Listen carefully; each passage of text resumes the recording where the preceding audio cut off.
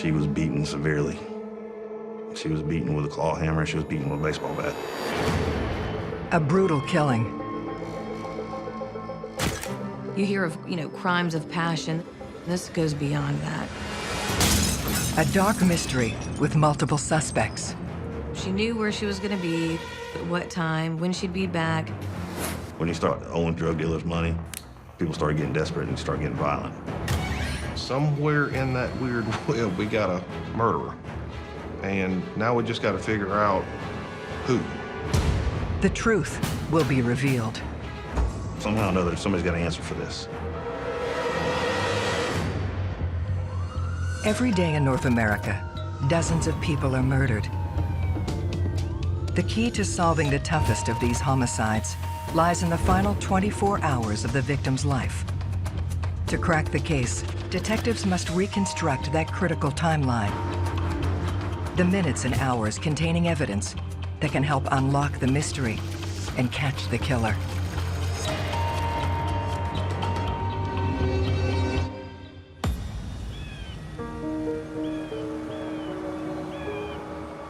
Grovetown, Georgia, just outside Augusta. It's known as a safe place to raise a family. Grovetown is starting to grow a little bit, kind of as Augusta's bedroom community. It's kind of a nice little pocket. Your average, middle-class working families. Everyone seems to know everyone. Everyone's friendly.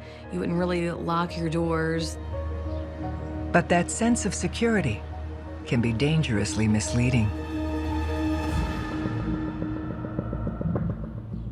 Emergency 911. Yes, I'm over here at Cold Springs. The back door's broke in, and I had to come over here to do some work, and I called the owner. I hollered at the door, and I didn't get no response. All right, I'll get them on over there.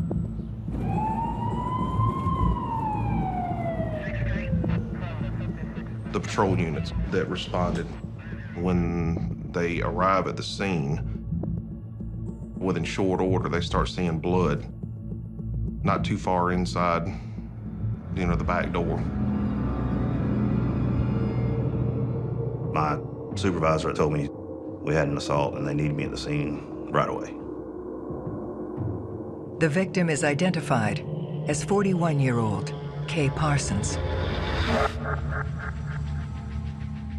When I arrived, Kay was already on her way to the hospital. They didn't know if she was going to live or not. They've already got the scene taped off with crime scene tape.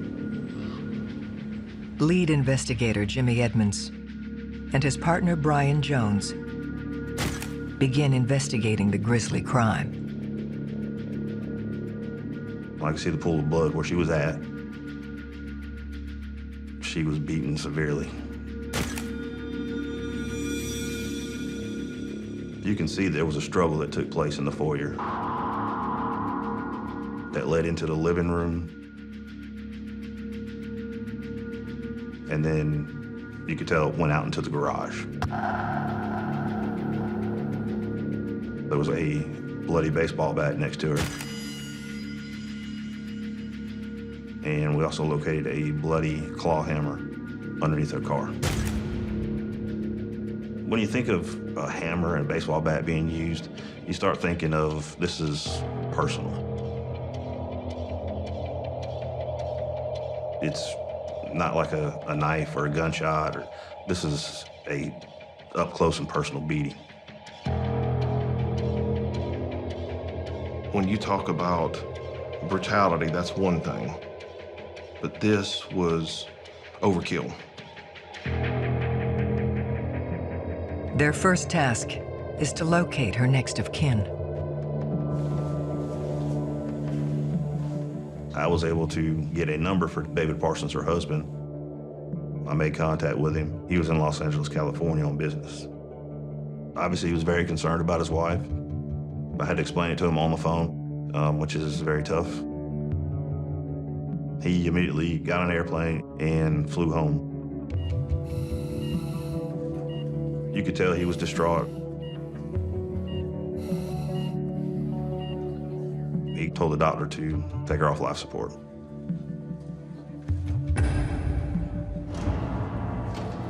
Their case is now a homicide.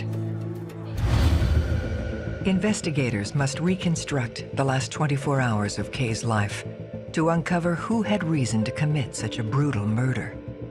You have to start trying to figure out where was she, what was she doing, who was she talking to? Did she have any problems with anybody? I mean, did any arguments happen here recently? She was, always friendly with everybody, but she pretty much lived for her son. When you have a death, and especially kind of a whodunit right off, right from the get-go, then everybody becomes suspect. You want to talk to the spouse. It's going to give you some good information to see if there's any problems or anybody has a motive to hurt her. Time's ticking, so, I've got to ask them some hard questions and find out about, their family life. Are they having problems? With the type of personal crime that this was, it could have easily been something that could have been family related. David says he last spoke to Kay at 6:45 p.m., the night before she was attacked, and had been unable to reach his wife by phone all morning. He gave me no indication of any marital problems. He said, they were in love, they were high school sweethearts. Everything is just peach pie, just wonderful. He'd been in California for a couple days, so I knew it wasn't him that committed the crime. I asked him if Kay had any problems with anybody, if anybody he could think of that would possibly do this, and he said absolutely not. You still have to figure out, what the motivation is for Kay to be dead. With so many unanswered questions, their hope rests in Kay's timeline. You can't look at a body and go, okay, yeah, that 3:05 p.m. is when that, it doesn't work that way. Basically, the frame of reference comes down to who's the last person that talked to him. Kay Parsons was very predictable. She would get the kids off to school, then come back. She had her daily routine. We learned Kay left and took her son to school. On the way to school, they stopped and got some fast food for breakfast. She then took him to the school, dropped him off. We were able to verify that through the principal and teachers that were outside. We found the fast food bag and the coffee cup on the floor. We could go back to that place to see, to get a timeline of where she was at. They learned that Kay purchased the food items at 6:55 a.m. This establishes a 2-hour window until she is discovered. When you're working backwards from the death, okay, who found him? A lot of people assumed that it was the contractor who was at the house that may have done this. What was he doing there? He just happened to stumble upon it. Was that just a happenstance come by that day? Did he have a schedule to come by?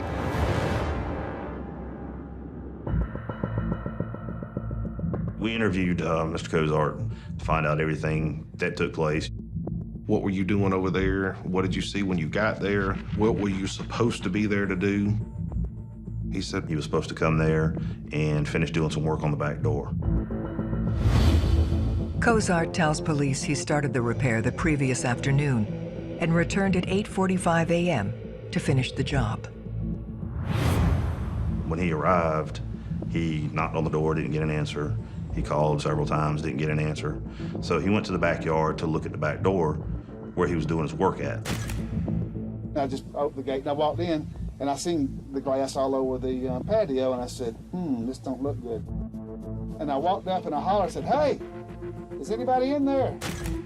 He got no response. And that's when he dialed 911. And I said, something bad's happened over here. He also claims, before arriving at Kay's house, he was on another job site. So did he have enough time to do all that stuff and then stage it and then go and change and make sure all this stuff was right and then come back? Oh, I happened to find this. Investigators looked to confirm his whereabouts earlier that morning. Mr. Cozart was very forthcoming, answered all our questions. He would, gave no indication he was trying to hide anything. We were able to clear him. He was just there to do his job, and he happened to find this awful crime that had been committed. But he does provide detectives with an important lead. He said when he came back around front and was calling 911. Then I seen that boy sitting, the next door neighbor sitting down on a rock across the street. And that made me kind of suspicious right there. Just sitting there. This person asked Mr. Cozart, he said, tell them my house has been broken into as well, which was the house right next door. I found it very interesting. So, of course, wanted to find out where he'd been and why he was there, or why he was across the street. The young man is identified as Kay's neighbor, 22-year-old Michael Bowers, whose claim appears to be true. So now that we've got that second house that's been broke into and signs of a burglary and blood on the back door jamb. And that blood ended up being Kay's blood. So as an investigator, you got to sit back and think, well, if you are a criminal, a burglar, if you just break into somebody's house and beat this woman eventually to death, are you going to leave and go break into the house next door and hang around to get caught? That doesn't make any sense. I had my suspicions about Michael and why he was there.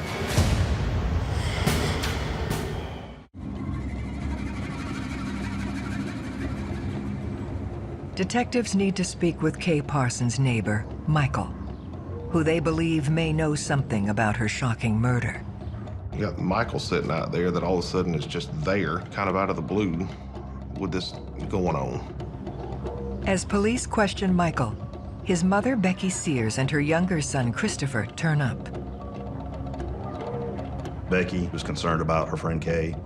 Looking for insight into how Michael may be involved, they examine the relationship between the two houses.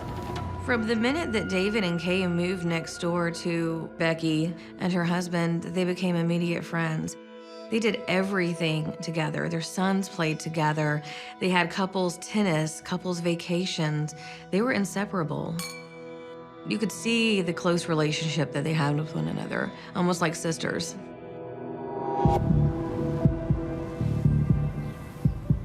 Becky tells police about the last time she saw Kay. Becky and Kay, being friends like they were, they knew each other's routines like clockwork. Becky, she said she left that morning to take her kids to school. She told us that she saw Kay backing out of her driveway. She said she drove to the daycare, dropped her youngest child off, and then drove to the school and dropped her other children off, and then left from there and went to work. Becky says she returned home as soon as she got the call from her son, Michael. Michael was there at the time that the contractor found all of this, so he happened to be out front. Now we've got that time frame to work with. Detectives need to uncover what Michael was up to.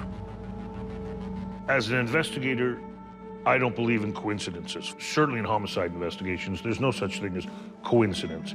There's a reason why things happen.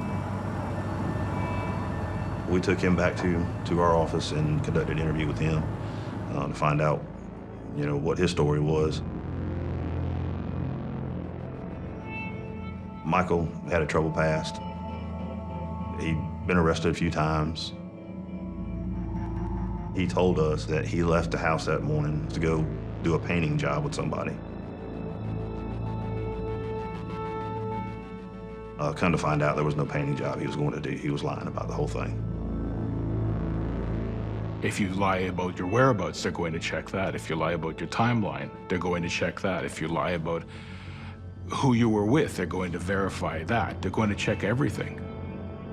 Caught in his lie, Michael offers up a new story. He said he walked over to a friend's house and pretty much hung out there for a while until his mother left, and then he walked back home. Obviously, he didn't want to get in trouble with his mother because he told her he was going to do a painting job. He called his mother at work and told her that their house had been broken into, but didn't call 911. Detectives looked to place him inside Kay's house that morning.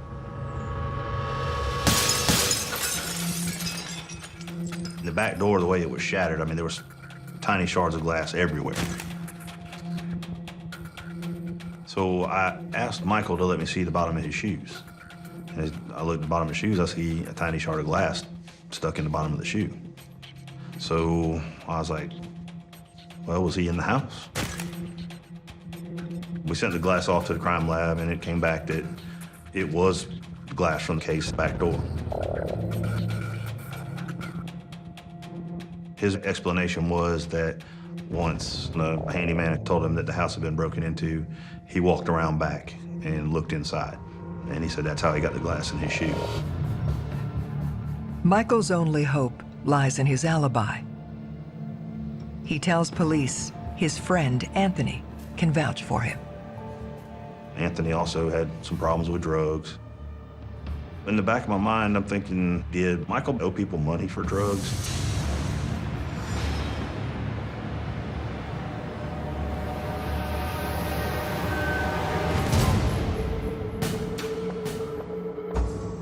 You know, you start getting in that drug world and you start owing people money, they start doing things to your house, to your family. People start getting desperate and start getting violent. Police bring Anthony in for questioning. He said that he'd come over in the morning. Told him I had an appointment at 9 o'clock. I guess that's why he decided to come by so damn early. But that's pretty damn early, dude. He lied to y'all and said that we were gonna go looking for work. Yep. The friend's like, yeah, he was here all the way up until this point right here, and I had to go to work. I'm telling you the truth, he was with me, and we were in that house. At 8:27, dude, you gotta go, I gotta go. Ultimately, if him being with me is exonerating him, I'm sorry, but it's the truth, dude. I'm not gonna stick up for Michael, but I'm not gonna lie on him either. Michael, did he have enough time to get home, do this, stage it, clean up, and then be out front when the contractor happened to pull up? Michael's departure from Anthony's house at 8:30 a.m. leaves a 15-minute window to walk the mile home and attack Kay before the contractor arrives at 8:45 a.m. There's just not enough time for him to do all that stuff. As a result, investigators return their focus to the crime scene. We've got a house that's been broken into and signs of a burglary. The master bedroom was ransacked.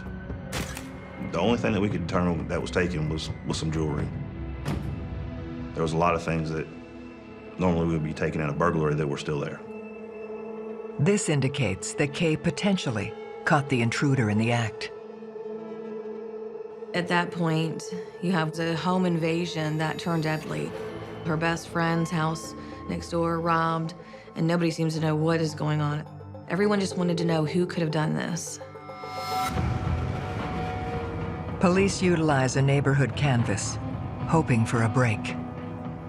We shut down the whole neighborhood. There was one way in and one way out, and we had patrol cars and deputies there stopping every car that came in and came out.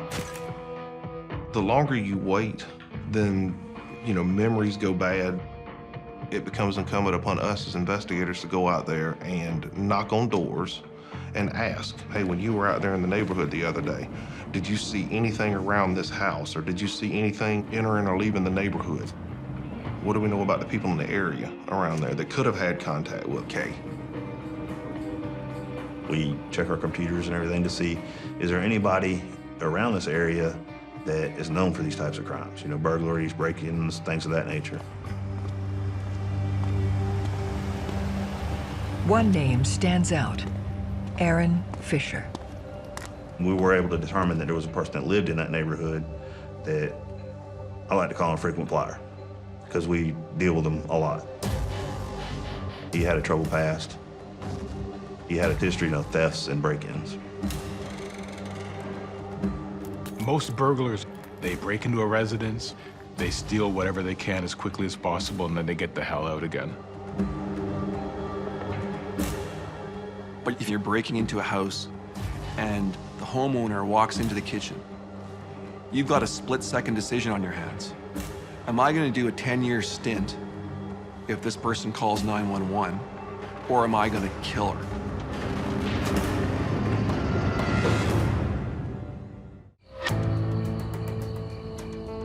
A known criminal in Kay Parsons' neighborhood leads detectives in a new direction. You gotta take every lead you can and follow up on every lead with a case like this. Because right now you have a whodunit.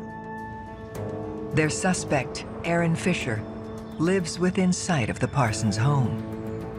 That person is definitely flagged, and they would examine the past records and see if that person has a propensity for committing escalating degrees of violence. I knew that he had had some issues with drugs, issues with some theft and some violence.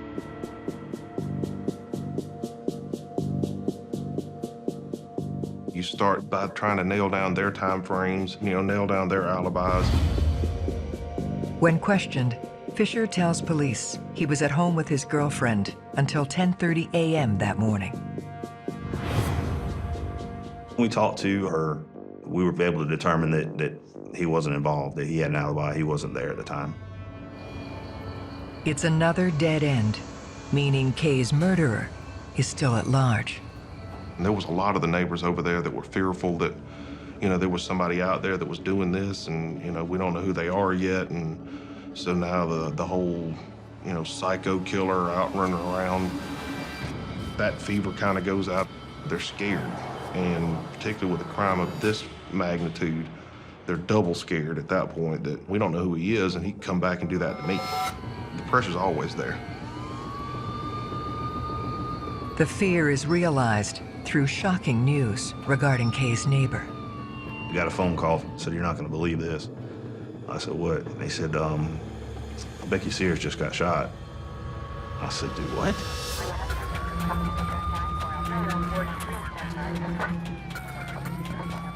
There were so many twists and turns. Every time you seemed like you got a little more information and you had it figured out, boom, here comes another zinger, and it would just throw the entire story off course. I went to the hospital, spoke with Becky at the hospital. She said she had went to work that night to do payroll because she hadn't been at work. She'd been at the hospital where Kay was. Someone came out of the bushes, and I heard what I thought was a gunshot, and I fell. He said, he wants his money, or next time it would be my face. Becky said she didn't know who this person was. She never saw him before in her life, and said she didn't know what he was talking about. Becky is convinced her shooting is linked to the break-ins and Kay's murder. Whoever killed Kay, for whatever reason, now had a motive to kill her. It's not a coincidence. I mean, your house gets broken into, Kay's house gets broken into. She's dead, you get shot. She was also thinking maybe it was a drug debt that Michael owed, or Michael owed somebody some money. I think he's trying to stay away from all of that. But something about Becky's story seems off.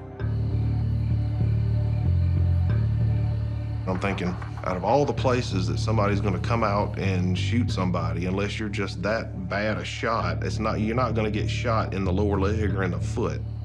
I mean, what purpose does that serve? You get these feelings and you get these, intuitions, I guess you call them. You just know something's not right. You do this job long enough and you start dealing with people, and some things that just don't add up. You notice all these little details. You gotta have an answer for them. All it did was just make Becky look suspicious. I mean, because the odds of that happening the way she said it happened, that was astronomical. With suspicions growing around Becky, Detective Edmonds receives a tip. I get a phone call from one of the jailers and says there's a gentleman over there that wants to speak with me. So I go over to the jail and I meet with Jerry Jacobs. I don't know who Jerry is. Never talked to him in my life. The first thing you want to look at with somebody, particularly if they're in custody at the time, is what are they charged with? And are they looking to try to make a deal? I'll give you some information if you do this for me, sort of a quid quo pro kind of thing. He was there on a probation violation of a traffic ticket. So he wasn't in there for anything serious. Jerry proceeds to tell me that he is the brother of Becky Sears, who is the next door neighbor to Kay Parsons. He lived with Becky at her house for a little while, and eventually he moved out with his nephew, Christopher Bowers. Jerry tells police his sister confided in him. She come to me one day, or there in the parking lot, crying, and I was like, you know, what's wrong? And that's whenever she told me she was having an affair. He goes on to tell me Becky and David Parsons, Kay's husband, having an affair, and that Kay found out about the affair. I was like, because David Parsons never told me about this. I had no knowledge of an affair until that point in time right there. That kind of blew my mind. So now I'm going, wait a minute.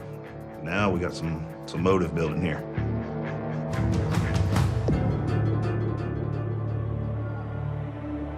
And you're putting these pieces of the puzzle together, and it's kind of starting to make sense now that, okay, this probably was a murder based on this love triangle. But was it Kay's husband that did it? Did Becky have something to do with it? Somewhere in that weird web, we got a murderer. And now we just got to figure out who, and we got to figure out how it happened.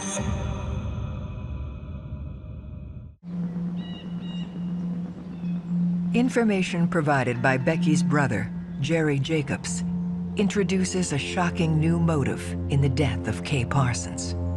Jerry said she would call him up on the phone. She would break down. She would, be hysterical, crying. He would have to talk her down. And she had asked me if I knew of anyone, or if I knew a way that we could do this to kill Kay and make it look like an accident.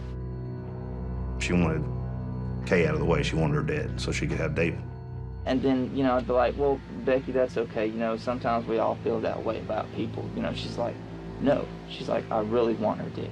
She said, can we do this? And I'm like, no, we can't. And I wanted to know why Jerry was coming forward. Why was he telling us about his sister? Jerry told me he was watching the news and he saw about what happened at Kay's house. He said, I couldn't live with myself. If I knew this and I knew they did it, he said, I couldn't live with myself. I don't know if it was David, if he had something to do with it. He knows some specifics about it or whatever. He's telling us stuff that, at this point we didn't know. Detectives show Jerry photographs from the scene in the hope he can provide further insight. It was like, all right, look, the hammer that was used, he had seen the hammer at Becky's house. He recognized the hammer as being one that Becky had. It shows that it was definitely premeditated. You can grab a baseball bat, you can grab any sort of other implement to kill somebody, but when you bring a hammer with you as well, it shows that there was a certain degree of planning involved in the murder. Police believe that if Becky is involved, she must have had help. He told me, he said, I know who did it. I said, oh, please tell. Because you're real easy to think it could be Michael, the wayward son. But he told me, he said, I believe it's going to be Christopher and Becky. I can just hear them right now scheming something together and thinking they can get away with it. The accusation directs suspicion to Becky's oldest son.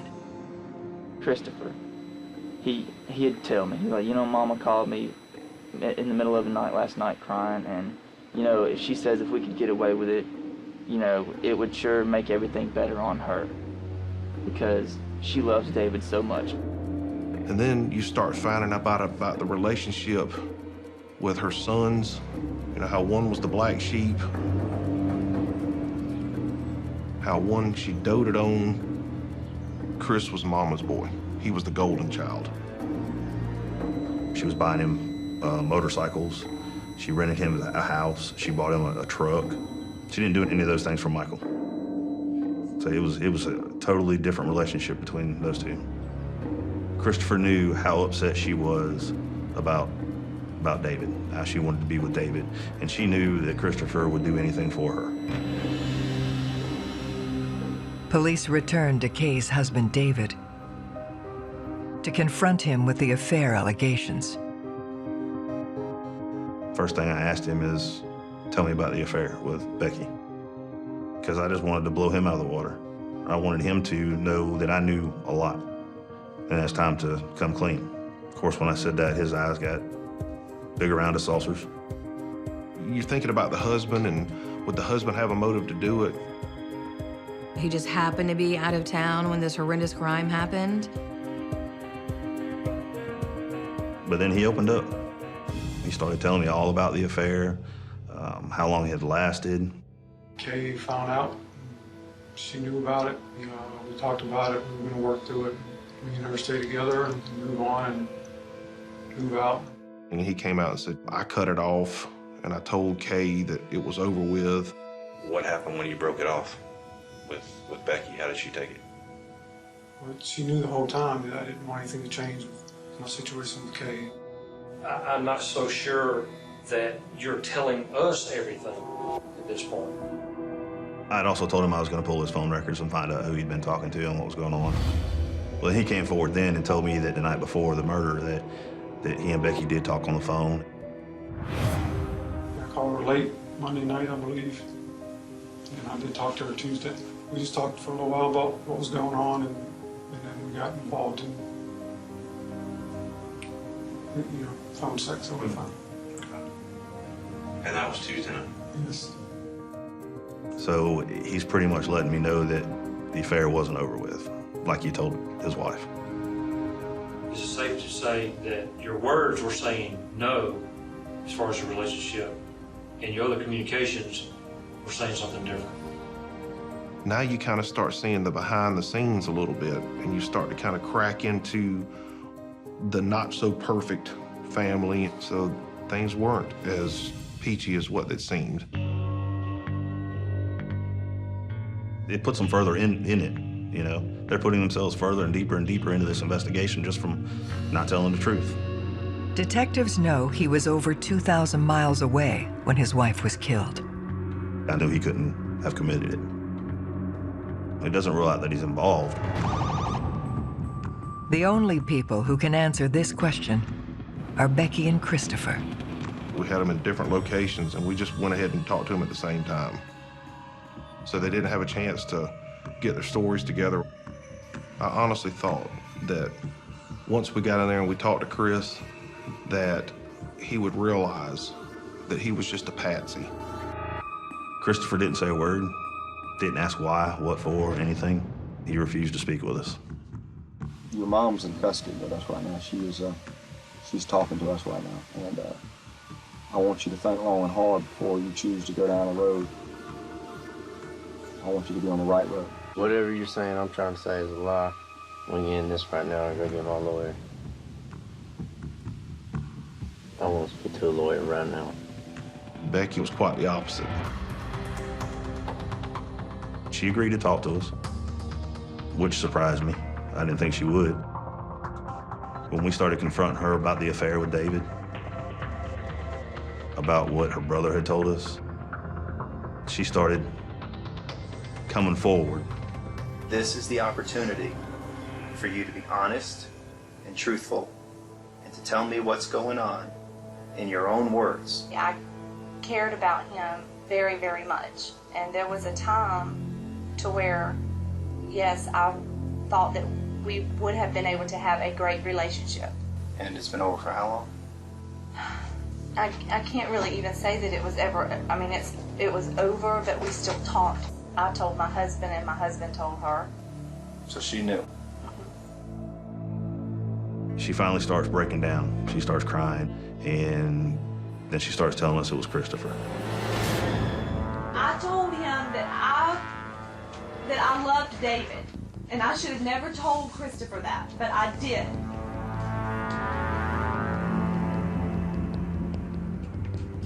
He knew I was unhappy, but I didn't tell him to kill anybody. I didn't ask him to kill anybody. Convinced Christopher Bowers killed Kay Parsons, detectives continue to pressure his mother, Becky, on what she knows of the murder.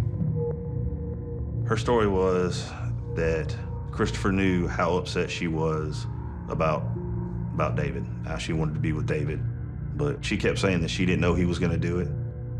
I kept telling Christopher that I wanted to be with David, and I put this thought in his mind to do something. Becky played the consummate victim the whole way. She then makes a strange admission. On the morning of the murder, she says she picked Christopher up at 4 a.m. She couldn't answer me why. Why did you go pick him up at 4 o'clock in the morning and bring him over there? You knew what he was going to do. And she said, well, but I didn't think he would do it. It's a stunning revelation.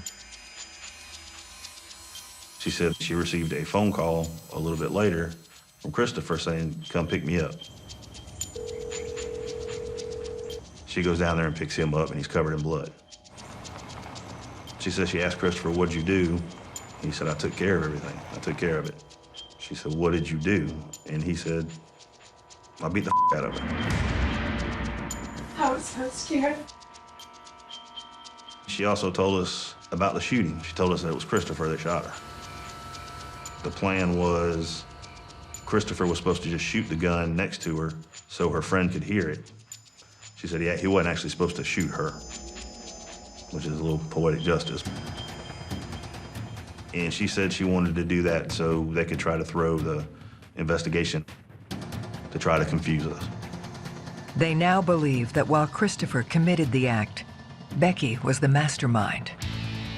You planted these seeds, you watered these seeds, you picked him up early in the morning so he could come over and reap that crop.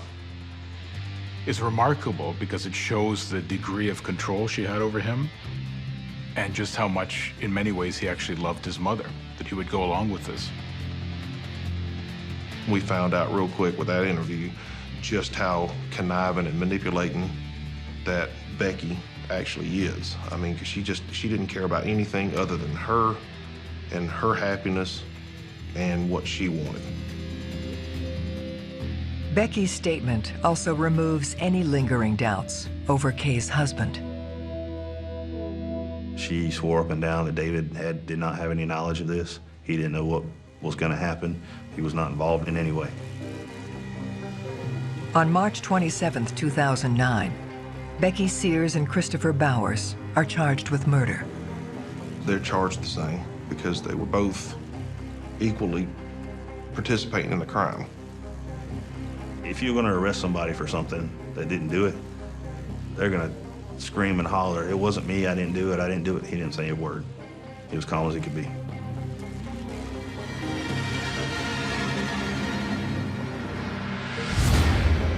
The painstaking analysis of the timeline reveals exactly what happened in the last hours of Kay's life.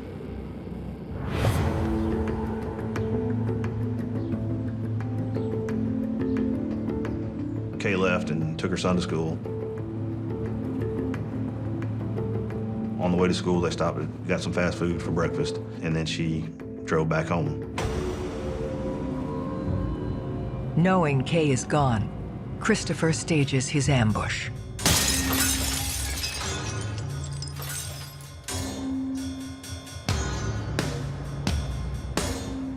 When she drove back home, she opened the garage.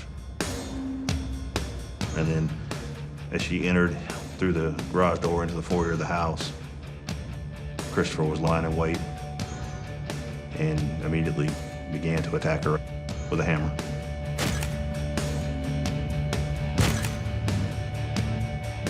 She tried to fight back. She literally was fighting for her life. We could tell by the blood evidence. She was able to make it to the garage, and we found a bloody handprint sliding down the garage door opener, trying to open the garage door.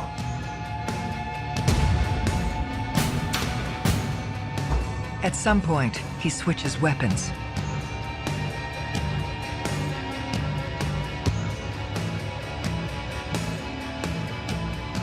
It was just so intense. You hear of, crimes of passion. This goes beyond that.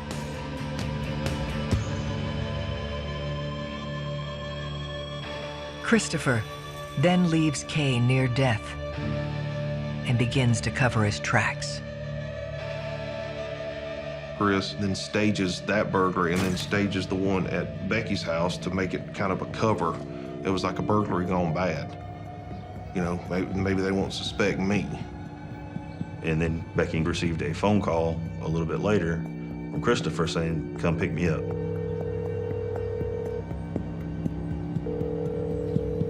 She then took Christopher to her work. Then they got the phone call from Michael about the break-in, and they drove back to the house. Michael coming home, I think, was just a coincidence. Ultimately, we determined he was not involved. Christopher is the one that actually killed Kay. There's no doubt in my mind he did. And there's no doubt in my mind he did it because Becky asked him to. She's the one that manipulated her son into being a monster. I think she played on the daily routines of Kay. She knew where she was gonna be, what time, when she'd be back. And so I think that she used that to her advantage to get Christopher in the house, have a game plan, and to make it easier for him to go next door and attack her. The district attorney decided to go after the death penalty for the charges. Chris never turned on Becky. Chris never would say a bad word about his mother.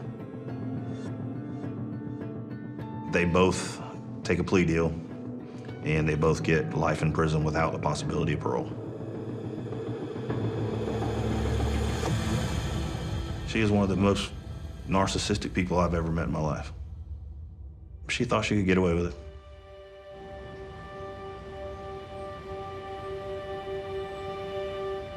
There is a satisfaction there because I've heard all kinds of, dang man, you must be you got a crystal ball or whatever now. I just, you get out there and you get on the trail and you just follow it. And until you get some solid answer, concrete one way or the other, you don't stop. What length would you go to be with a person that you love? It's just a sad situation for both families. You have these children who are going to be growing up without mothers.